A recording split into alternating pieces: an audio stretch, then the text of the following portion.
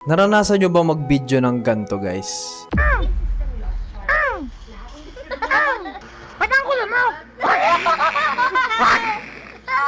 Kasi, meron akong ganto.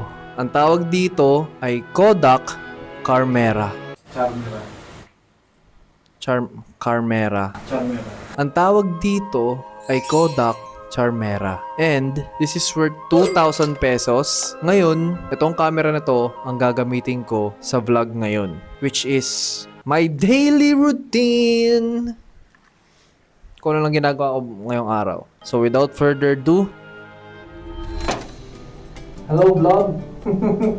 Sorry nga pala sa microphone audio tsaka sa video quality kasi babalik nga tayo sa nostalgia vibes, kaya we gotta make do with what we have. Una sa lahat, bago natin simulan to, may unbox ako na parcel, guys. Para dito yan sa PC ko. Kasi napakapangit ng... Okay, mamaya na. Cut na tayo dun, guys. Hello, vlog. Mag-unbox tayo ng mouse. Kasi pangit yung luma kong mouse. Sheesh! Let's go! Hindi ko sure kung kita nyo. Wow! Sheesh! Legit! Sa wakas, magandang mouse din. Ito yung gamit ko dati, guys. Bulok yung bulok.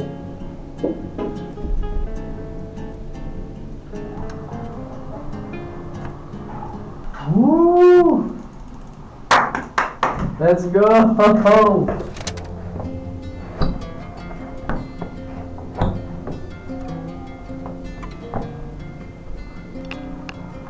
Okay guys, oras na para tumakbo. Let's go! Sana hindi malobat kasi mabilis na malobat yung camera na gamit ko. So, let's go!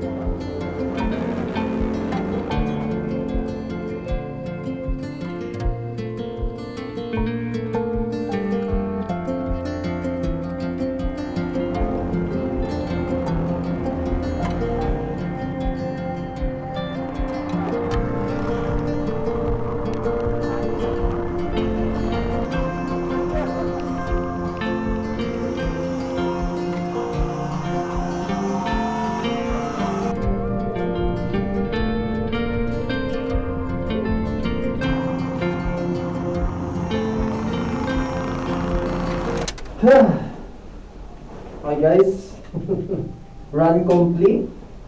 Ngayon, testing naman natin siya sa gabi.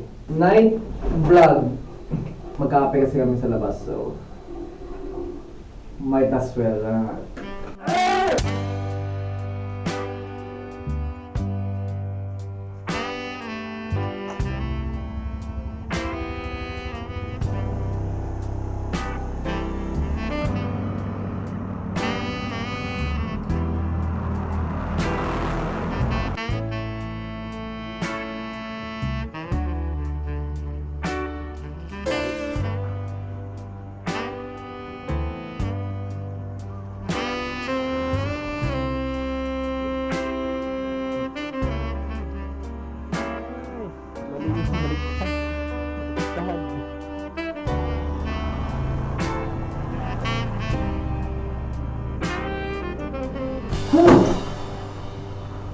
Okay. Tapos na-testing ko na siya and okay siya for 2K. Okay guys, para sa akin hindi lang for vlog itong klaseng camera na to. Is for creating memories. For example, lagyan mo lang ng music yung mga footage na yan and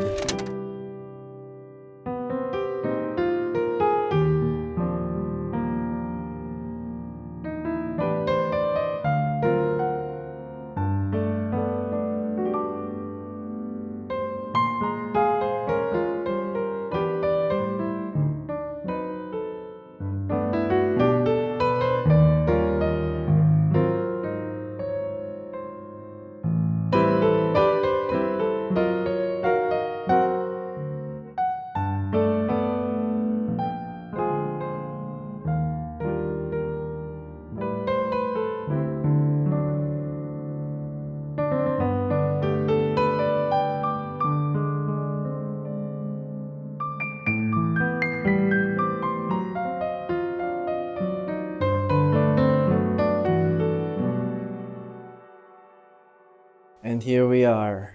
Back at it again. Bakit ko nga ba siya ginamit, guys? Wala lang. Feeling ko lang very nostalgic dahil I was born in 2001 and I wanna experience it. Kung anong paano ang video nung araw. Ang tanong, gagamitin ko ba ulit to? Ang sagot, Hindi. hindi na kasi hindi akin yun eh. Kasi ako gagamit. Oh, hindi. Kasi hindi akin yun. Hiram lang yun, guys. Joke lang. All jokes aside, okay siya for kung gusto mong mag-create ng parang very cinematic VHS style na photo or video. Minsan na tayo makakita ng mga gantong camera. Ganito pa kaliit. Very portable, guys. Okay, yapper na ako. Thank you for watching! Isa pang kagalasan lang.